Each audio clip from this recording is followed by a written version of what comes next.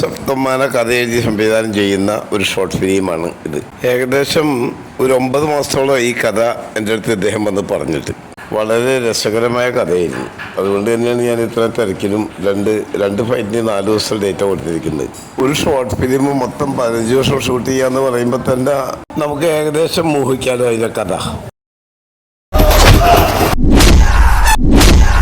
അഭിനേതാക്കള് Janaki Sudheer, Akshay, Vinod Vasudev, SL Manoj, Anand A, Lavanya, Jin, DOP Arjun Shaji, associate DOP Rahul Alex, associate director Sen Varghese, art ചെയ്തിരിക്കുന്നത് Harishankar, Aravind R Nair, production controller Abin Sukumaran, unit 4 ഫ്രെയിംസിൻ്റേതാണ്, camera unit Sensor ഫിലിംസും, location manager Noufal Noufi, production Rose production, costume Bindu S Nair, makeup Arshad Varkala, camera unit Sensor films.